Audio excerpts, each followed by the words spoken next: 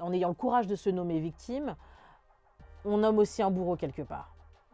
Et c'est comme ça en fait que la honte change de camp, parce qu'on dit souvent que la honte est du côté des personnes qu'on a traumatisées, qu'on a harcelées, etc. Et donc quand on se définit victime, en fait, on fait en sorte que le paradigme change.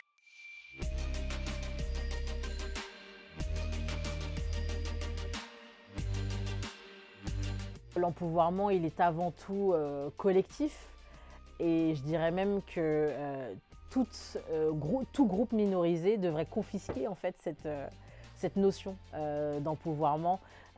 J'ai envie de parler d'empouvoirment quand je vois par exemple la manière dont se sont organisées les femmes de ménage de l'hôtel Ibis par rapport à leurs droits. J'ai envie de parler d'empouvoirment par rapport aux personnes qui ont dénoncé les agissements de certaines personnalités politiques. Quand je dis agissement, je parle de tout ce qu'il y a eu autour des agressions sexuelles et du mouvement MeToo. Parlons d'empowerment aussi pour les travailleurs qui se sont organisés pour être salariés par rapport à Uber, par exemple. Tout ça, pour moi, c'est l'empouvoirment. Déjà, il y a une vraie nécessité de pouvoir reconnaître qu'on a été victime de quelque chose. Parce qu'on va enrayer tous les mécanismes de culpabilité. En ayant le courage de se nommer victime, on nomme aussi un bourreau quelque part. Et c'est comme ça en fait que la honte change de camp, parce qu'on dit souvent que la honte est du côté des personnes qu'on a traumatisées, qu'on a harcelées, etc. Et donc quand on se définit victime, en fait, on fait en sorte que le paradigme change.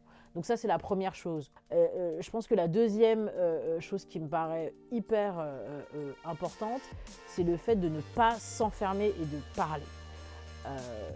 Si on parle des femmes au travail, plus particulièrement des femmes racisées au travail, on va être à l'intersection du sexisme et du racisme, et ça crée une situation particulière dans l'espace de travail. Si on parle de pouvoir, en fait, il y a tout un processus qui est lié aux mots.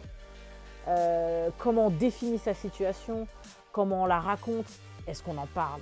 Donc en fait, les mots vont être importants. Les mots qu'on se dit à soi, mais aussi les mots qu'on va dire à d'autres. Je pense qu'on le connaît. Je pense juste en fait que c'est un mot qui doit changer de main.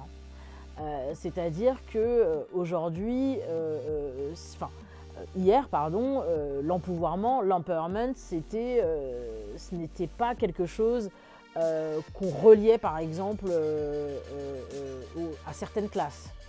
L'empowerment, c'était plutôt quelque chose qui était destiné à des mecs blancs de Wall Street. Et aujourd'hui, l'idée, c'est que ce qu'on pourrait appeler les habitants des marges, c'est-à-dire les personnes racisées, les personnes transgenres par exemple,